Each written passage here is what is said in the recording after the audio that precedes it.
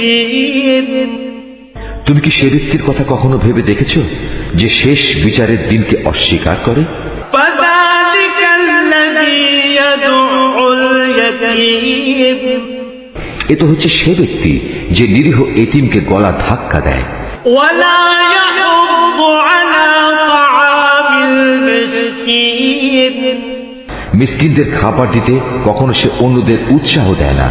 فويل للمصلين الذين هم عن صلاتهم ساهون মর্মান্তিক দুর্ভোগ রয়েছে সেসব মুনাফেক নামাজির জন্য যারা নিজেদের নামাজে উদাসীন থাকে। الذين هم يراءون